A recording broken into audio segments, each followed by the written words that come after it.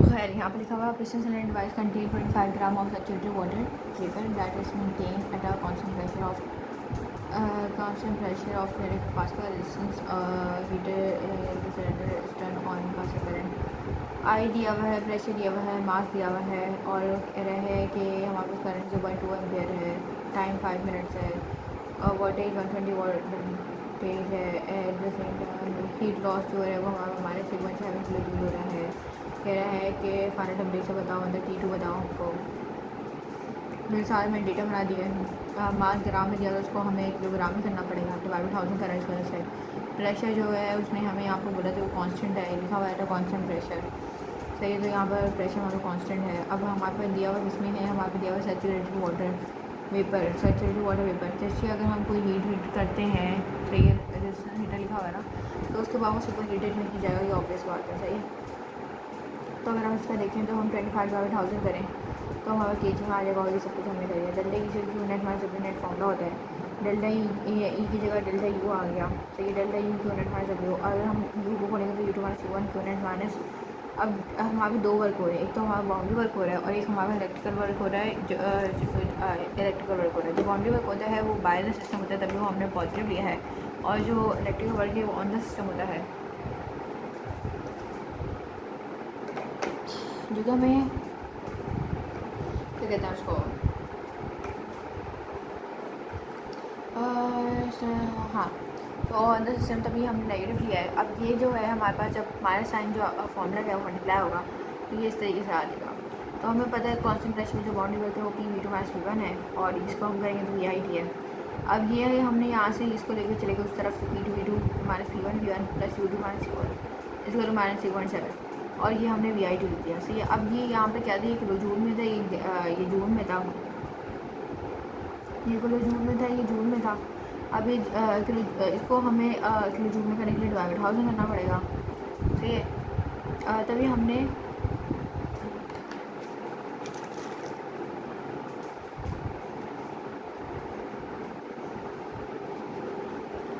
Divide 1000 करना पड़ेगा।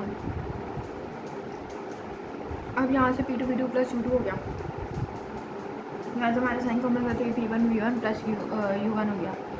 ये हमारे पे कैपिटल H के बराबर होता है, एंथैल्पी के बराबर होता है, कैपिटल H2 माइनस H1 हो गया और बाकी सब वजह से जैसा। अगर आप इसको देखें, स्मॉल h जो होता है वो हमारा कैपिटल H अपॉन M के इक्वल होता है, तो अभी कैपिटल H की बात करें तो MH हो जाएगा, ऊपर उधर लिखा हुआ है। तो ये सिंपल हमने M कॉमन लिया, H2 माइनस H1 हो गया, 3.5। आप H2 निकालने तो 3.5 अपॉन क्या कहते हैं इसको, अपॉन M प्लस H1 हो जाएगा। सही, वो तो जाएगा H1। सही, इस तरह।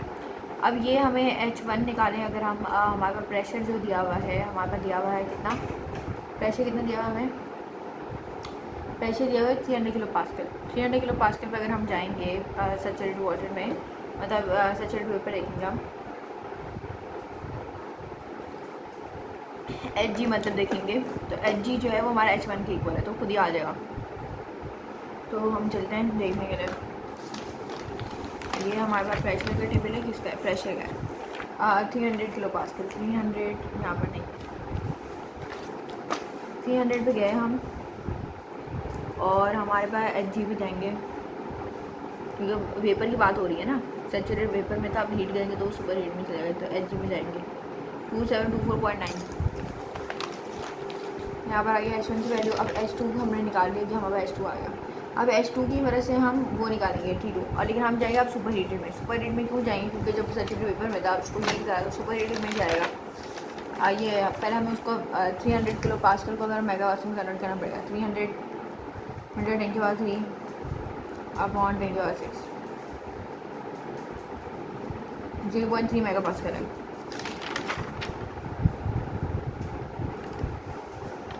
ये रहा H की वैल्यू हमारे पास आ रही है 2864, ये वाली आ रही है तकरीबन। इसमें हमारा टेम्परेचर है 200, तो टेम्परेचर T2 हमारे पास आ गया 200, जो कि हमें निकालना था और ख़त्म हो गया निकालने। सही, अब जल्दी प्रैक्टिस फॉर्म करते हैं हम।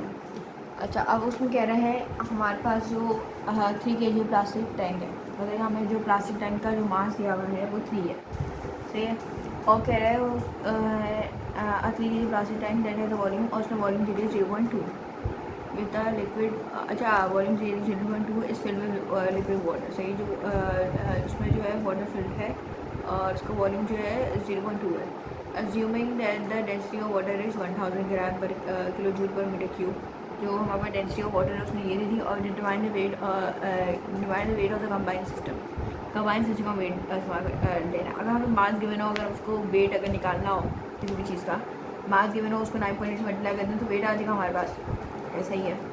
अब क्या कर सकते हैं हम इसमें कि हमारे पास एक का मास गिवन है मतलब प्लास्टिक का जो कहते हैं प्लास्टिक टैंक है उसका मास तो हमें गिवन है हम उससे निकाल लेंगे सही। और बाकी वाटर का मास अगर हम निकाल लें और उसके बाद मतलब करें 9.8 से तो हम उसका भी निकाल लेंगे वेट। दोनों का वेट आ जाएगा उसको हम प्लस करेंगे और हमारे पास कंबाइंड वेट आ जाएगा सही है। अब हमें पता है डेंसिटी एक का तो हमें पता है मास क्या है और हमें पता है डेंसिटी का फॉर्मूला होता है मास अपॉन वॉल्यूम। अगर मास चाहिए तो डेंसिटी मतलब वॉल्यूम। डेंसिटी उसने दे दी हमको 1000 दे दी वाटर की। वॉल्यूम हमें उसने दे दिया 0.2 सही। जो हमारा लिक्विड वाटर जो फिल हुआ हुआ है उस टैंक के अंदर उसका वॉल्यूम उसने दे दिया था पहले से। तो हमारे पास इन दोनों घंटे का मास आएगा 200 kg।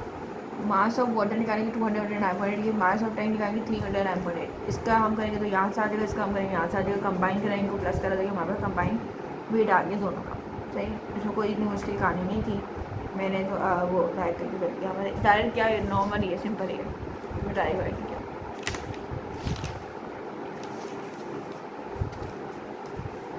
एक मिनट मुझे सवाल देखने पड़ेंगे, वीडियो पॉज करके। तो हमारा दूसरा सवाल कह रहा है determine determine the mass and weight of the air. Mass निकालो और वेट निकालो सही है। In a room whose dimension दे दी 6 8 मतलब कि वॉल्यूम दे रहा हूँ हमें क्यूब इनको मल्टीप्लाई करो आपको वॉल्यूम आ जाएगा। और डेंसिटी दे दी उसने एयर की 1.16 है सही है। अब हमें मास निकालना है और वेट निकालना है। वॉल्यूम हम निकाल लेंगे, हम इनको मल्टीप्लाई करेंगे वॉल्यूम आ जाएगा। वॉल्यूम आ गया 288। डेंसिटी का फॉर्मूला मास अपॉन वॉल्यूम सही है। और उसने हमें डेंसिटी एयर की दे दी थी सही है। तो मास निकालें तो डेंसिटी मतलब वॉल्यूम करेंगे। डेंसिटी एयर की 1.16 वॉल्यूम पता चलेगा, मास निकलेगा आराम से। तो मास जब निकल वेट निकाला तो मास mg होता है। वेट निकाला तो mg होता है। मास मिल गया मल्टीप्लाई करेंगे 9.8 से वेट आ जाएगा न्यूटन में। खत्म है।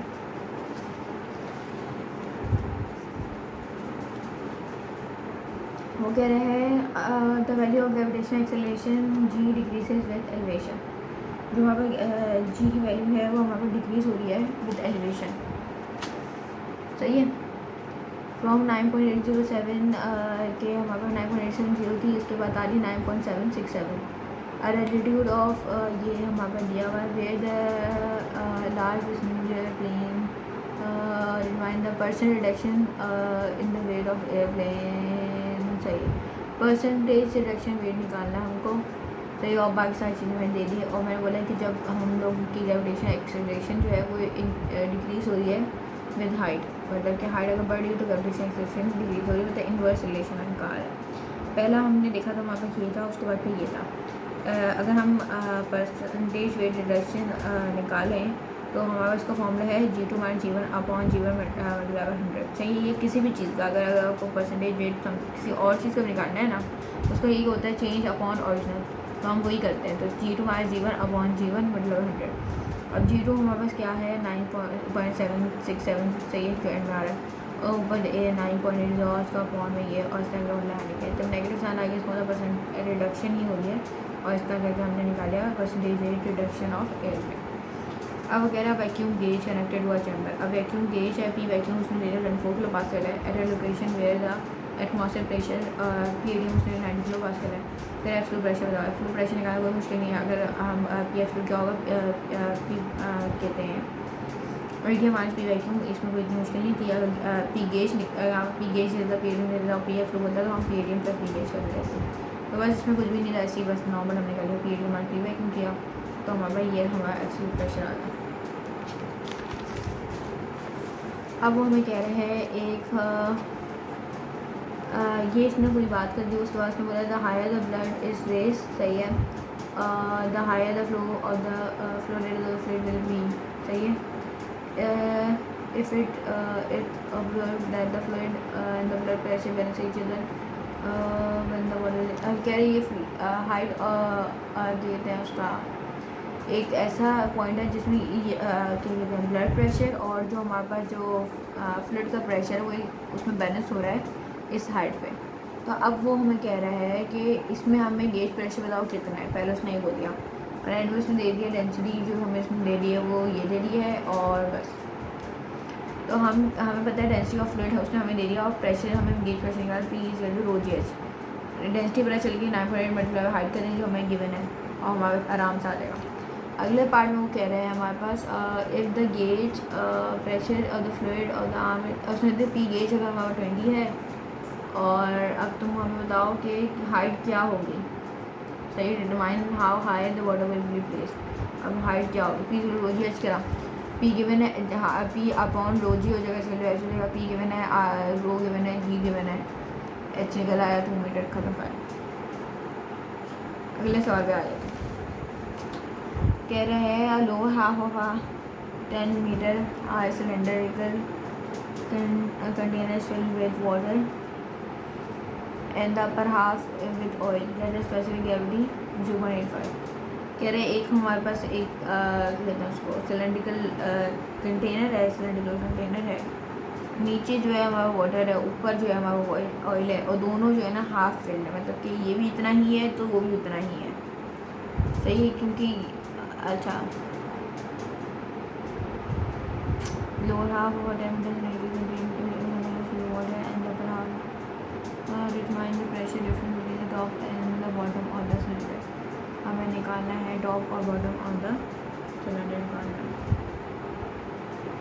सही, और हमें पता है कि क्या कहते हैं इसका हमें हाइट दे दी है इसने 10 मीटर। सही, और डेंसिटी दे दी है उसने हमें और हमें क्या कहते हैं क्या निकालना है, pressure difference between the top and bottom निकालना है हमको। अच्छा, अब हमें पता है प्रेशर अगर हम बॉटम कर दें प्रेशर की रोज है जो था 1000 9.8 मल्टीप्लाई 5 कर दिया हाइट, क्योंकि आधा ऑयल में आधा उसमें वाटर में मल्टीप्लाई 5 कर दिया आ गया। सही, ये हमने ले ली, किसकी डेंसिटी ली है हमने वाली, ये वाटर की डेंसिटी ली है ना, बॉटम में वाटर होता है, वाटर की डेंसिटी ली है हमने, उसने दी हुई वाटर की डेंसिटी है। अब पी इजल रोज ही अच्छी लगाएंगे, लेकिन उससे पहले हमें स्पेसिफिक ग्रेविटी हमें दे दी ऑयल की 0.85 equal to density of substance upon density of water 1000, इनको मल्टीप्लाई किया हमारे पास 850 आ गया। अब इसमें 850 मल्टीप्लाई 5 करा ये आ गया। अब हमें प्रेशर क्या कहते हैं क्या निकालना था, कहते हैं determine the pressure difference between the top and the bottom of the cylinder, कितना प्रेशर डिफरेंस है। तो पी ऑयल और पी वाटर को हमने प्रेस किया तो हमारे पास ये आंसर आ गया 19.65 किलो पास्कल। अब ये वाला जो है ना ये पहले के बाद में आसान है, खुद हो जाएगा। अगले बार जाते हैं। ओके, वैक्यूम गेज जो है वहाँ पर 15 किलो पास्कल है, पी वैक्यूम दे दिया और हमारे पास जो बैरोमीटर रीडिंग आ रही है वो वहाँ पर सारी 70 mm है जी। Remind absolute pressure P S निकालना है हमको। ओके, अब ये अपना इसको अगर हम 12 उठाते हैं 70 mm आ जाएगा। अब हमें पता है P S P A D M मान पी वैक्यूम होगा। चलिए अभी इसकी बात हुई तो पी ए डी एम का रोज ये आ गया, ये हमें दे दिया मटेरियल डेंसिटी मल्टीप्लाई करिए 9.8 मल्टीप्लाई करेंगे और इसको भी हमने उसमें पास में चेंज कर दिया बाय मल्टीप्लाई बाय 10⁻³ करके सॉल्व करा इसको, जो दोनों को कहते हैं एंड में हमने सॉल्व करा, हमारा 85 किलो पास का आंसर आ गया। सही, नहीं आ रहा होगा मुझे 10⁻³ में आ रहा है, ई एन जी करते हो 10⁻³ में आ रहा है, फिर 10⁻³ का डालोगे तो उसकी जगह किलो लिख लेना, ये है।